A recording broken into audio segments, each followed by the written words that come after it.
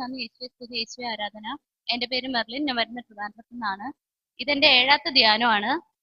ഈ ധ്യാനത്തിന് വരാനായിട്ട് ഭയങ്കര തടസ്സമായിരുന്നു. കാരണം രാവിലെ കുറച്ച് ബാങ്കിലും ഒക്കെ പോകാനുണ്ടായിരുന്നു. വരാൻ പറ്റുമെന്ന് വിചാരിച്ചില്ല. ഭയങ്കര തടസ്സമായിരുന്നു. മുമ്പിൽ കുറച്ച് മണിക്കൂർ മാത്രമേ ഉണ്ടായിരുന്നുള്ളൂ. ട്രെയിനിൽ സമയവുമായി. അപ്പൊ എന്ത് ചെയ്യണമെന്ന് അറിയില്ലായിരുന്നു. ഒരു വിശ്വാസമുണ്ട്, കഴിഞ്ഞ 6 ധ്യാനത്തിന് വന്നെങ്കിൽ ഇത്തവണ വ്യാഴാഴ്ച തന്നെ എത്താൻ പറ്റുമെന്ന് എനിക്കൊരു വിശ്വാസം ഉണ്ടായിരുന്നു.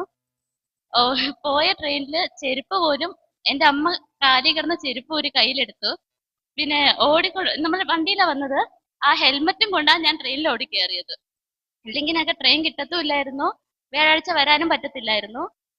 എനിക്കറിയില്ലായിരുന്നു എന്തിനാണ് അമ്മ എന്നെ വ്യാഴാഴ്ച തന്നെ ഇവിടെ കൊണ്ട് എത്തിച്ചതെന്ന് എനിക്കറിയില്ലായിരുന്നു. അപ്പോ ഒരു 3-4 ദിവസം മുമ്പ് ഞാൻ കണ്ടിന്യൂസ് ആയിട്ട് എവിടെ പോയാലും സാരിമാതാവിന്റെ ഫോട്ടോയില് അമ്മയ്ക്കും ഉണ്ണീശ്വരനും ചുണ്ടത്ത് ഉമ്മ കൊടുത്തിട്ടാണ് ഞാൻ പോകുന്നത്. അത് ഞാൻ വിശ്വസിക്കുന്ന ഒരു സംഭവമാണ്. ഞാൻ ഉമ്മ കൊടുത്തിട്ടാണ് പോകുന്നത്. പിന്നെ വന്നാലും തിരിച്ചതുപോലെ ചുണ്ടത്ത് തന്നെ ഞാൻ ഉമ്മ കൊടുക്കുമായിരുന്നു. അപ്പോ ആദ്യത്തെ ധ്യാനം മുതൽ എൻ്റെ ഏറ്റവും വലിയ ആഗ്രഹമായിരുന്നു എനിക്ക് ഭാഷാവിഷയം കിട്ടണം. അത്രേ എനിക്ക് ആഗ്രഹം ഉണ്ടായിരുന്നുള്ളൂ.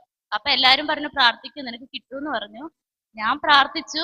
1 ധ്യാനം കഴിഞ്ഞു, 2 ധ്യാനം കഴിഞ്ഞു, 3 ധ്യാനം കഴിഞ്ഞു, ഒന്നും കിട്ടിയില്ല. കറക്റ്റ് ഈ 7ാമത്തെ ധ്യാനത്തിന് വ്യാഴാഴ്ച ഇവിടെ എത്തിയപ്പോ ചാൾസ് ബ്രദർ പറയായിരുന്നു, നാവിന്റെ ചങ്ങലകൾ പൊട്ടുന്നു, കെട്ട് പൊട്ടുന്നു എന്ന് പറഞ്ഞപ്പോ ഞാൻ ശരിക്കും കാണുന്നുണ്ട് അമ്മയും കുഞ്ഞും മുമ്പിലുണ്ട്. എന്റെ നാവിലോട്ട് എന്തോ ഇട്ടിട്ട് അതിങ്ങനെ വലിച്ച് പുറത്തോട്ട് എടുക്കുന്നുണ്ട്. ആ സമയം ഞാൻ എന്തൊക്കെയോ പറഞ്ഞു, പക്ഷെ എനിക്ക് വിശ്വസിക്കാൻ പറ്റിയില്ലായിരുന്നു അത് ഭാഷാഭിഷേകമാണെന്ന്. ഞാൻ ഭാഷാവരം. അപ്പോ അടുത്ത ദിവസം ഞാൻ ചാൾസ് ബ്രദറിനോട് പോയി പറഞ്ഞു. ചാൾസ് ബ്രദർ എന്നോട് പറഞ്ഞു, ഇനി ആവർത്തിക്ക്, സ്തുതിക്ക് എന്ന് പറഞ്ഞു. ഇപ്പോ എനിക്ക് ഭാഷാവരം മാത്രമല്ല കിട്ടിയത്, മറുഭാഷാവരവും കിട്ടി, അതിന്റെ മലയാളം തർജ്ജിമയും കിട്ടി. അങ്ങനെ ഞാൻ വിശ്വസിക്കുന്നത്, ഞാൻ എൻ്റെ സാരിമാതാവിനെ എപ്പോഴും ചുണ്ടത്ത് ഉമ്മ കൊടുക്കുമായിരുന്നു.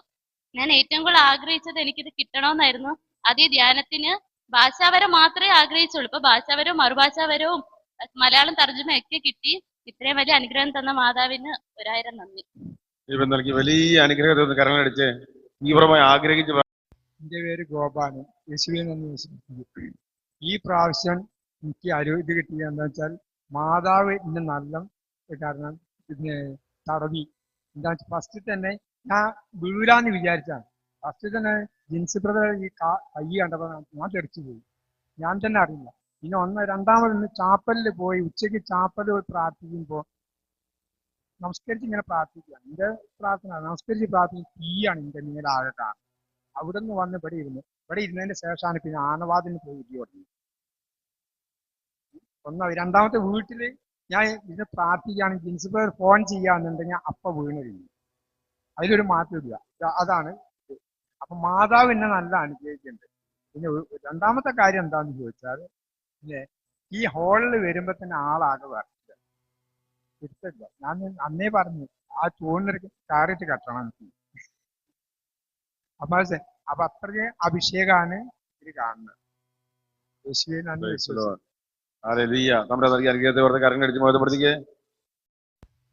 എൻ്റെ പേര് തേസ്. ഞാൻ പാലായിന്ന് വരുന്നത്. എൻ്റെ കാര്യം പറഞ്ഞാൽ, ഞാൻ 10ാം ക്ലാസ്സിൽ ഡാൻസ് പഠിക്കാൻ പോയിട്ട് അത് പകുതിക്ക് വെച്ച് കംപ്ലീറ്റ് ചെയ്യാൻ പറ്റില്ല. അതുപോലെ തന്നെയാണ് സ്പോർട്സ് ചെയ്യാൻ വേണ്ടി തുടങ്ങി +2. അത് ചെയ്യാൻ തുടങ്ങിയിട്ടും ഓരോ കാരണങ്ങൾ വരെ ഞാൻ പകുതിക്ക് വെച്ച് കംപ്ലീറ്റ് ആക്കാതെ നിർത്തി പോകുമായിരുന്നു. അതുപോലെ തന്നെ ഇപ്പൊ BBA പഠിക്കാൻ വേണ്ടി BBAക്ക് പോയിട്ട് ഇപ്പൊ സപ്ലി ഉണ്ട്. അപ്പൊ അമ്മ വീട്ടിൽ കിടന്ന് എപ്പോഴും വരുന്നു, നീ വന്ന് ധ്യാനം കൂടിയാ നീ സപ്ലി എല്ലാം ക്ലിയർ ആകുന്നതുകൊണ്ട് എപ്പോഴും അമ്മ അടിയായിരുന്നു. അപ്പൊ അമ്മ വിളിച്ചിട്ട് വന്ന. അപ്പൊ ഞാൻ നോക്കുമ്പം അമ്മ വീട്ടിൽ കിടന്ന് എപ്പോഴും ഭാഷാഭാവത്തിൽ സംസാരിക്കുമ്പോൾ ഞാൻ അമ്മയെ കളിയാക്കും.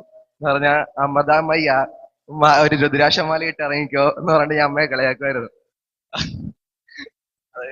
അത് ഇപ്പൊ ഇവിടെ വന്നപ്പം എല്ലാരും വീഴുന്ന കണ്ടപ്പോ ഞാൻ ഓർത്ത് ഇത് തന്നെ ഇങ്ങനെ വീഴുന്നത്. അത് കഴിഞ്ഞ് ഇന്നലെ വൈകുന്നേരം ജിൻസ് ബ്രദർ ഇവിടെ കൊണ്ടുവന്ന ഈ കുരിശിന്റെ കാലെ പിടിച്ച് പ്രാർത്ഥിക്കാൻ പറഞ്ഞു. അപ്പൊ ജിൻസ് ബ്രദർ തൊട്ടപ്പം വീണപ്പം ഈശോ വന്ന തുടർന്ന പോലെ എനിക്ക് തോന്നിയായിരുന്നു.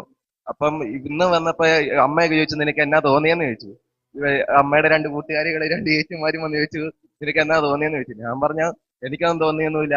അവരൊന്നും ഇങ്ങനെ എല്ലാവരും ചോദിക്കുന്നുണ്ടപ്പോ എനിക്ക് എന്താ പോലെ തോന്നിയിട്ട് ഞാൻ പറഞ്ഞൊന്നും തോന്നിയില്ലെന്ന്. പക്ഷെ ഇന്നലെ വന്ന് ഈശോ വന്ന് തുടർന്ന പോലെ തോന്നിയായിരുന്നു. പിന്നെ അമ്മയുടെ മരിച്ചുപോയ പപ്പേനെ ഞാൻ കണ്ടായിരുന്നു. പപ്പ വന്ന് പറഞ്ഞു നിങ്ങളുടെ കൂടെ ഞാനുണ്ട്, നിങ്ങൾക്ക് വേണ്ടി എപ്പോഴും പ്രാർത്ഥിക്കുന്നു പപ്പ പറയുന്നത് ഞാൻ കണ്ടു ഇന്നലെ. ഇനി സപ്ലി ക്ലിയർ ആയി ഞാൻ ഇനി എന്റെ കൂട്ടുകാരെയും കൂട്ടിക്കൊണ്ട് ഇങ്ങോട്ട് വരും ധ്യാനത്തിന്. Praise the Lord. ദൈവം നൽകിയ വലിയ അനുഗ്രഹത്തെ ഓർത്ത് കരങ്ങളടിച്ച് ബോധ്യപ്പെടുത്തിക്ക്. ആദ്യം വലിയ ബുദ്ധിമുട്ടിലും പ്രയാസത്തിലുമായിരുന്നു, വലിയ കൃപയിലേക്ക് മാറ്റി. സ്തുതി. എൻ്റെ പേര് ജിനു, ഞാൻ പാലായിൽ നിന്ന് വരുന്നു. ഞാനിവിടെ ആദ്യമായിട്ടാണ് ധ്യാനത്തിന് വരുന്നത്. ആദ്യത്തെ ദിവസം തന്നെ ചാൾസ് ബ്രദറെ സ്തുതിക്കാൻ പറഞ്ഞപ്പോ എനിക്ക് ഭാഷാവരം കിട്ടി. അപ്പൊ ഭാഷാവരം കിട്ടിയവര് കൈ പൊക്കാൻ പറഞ്ഞപ്പോ എനിക്ക് ഭാഷാവരമാണോ കിട്ടി എന്താണെന്ന് അറിയത്തില്ല, അതുകൊണ്ട് ഞാൻ കൈ പൊക്കിയില്ല. അത് കഴിഞ്ഞ് പിന്നെ ഒന്നും കൂടെ സ്തുതിക്കാൻ പറഞ്ഞപ്പോ എനിക്ക് എന്റെ നാവ് എനിക്ക് നല്ലപോലെ ഭാഷാവരത്തോടു കൂടി എനിക്ക് സ്തുതിക്കാൻ പറ്റി.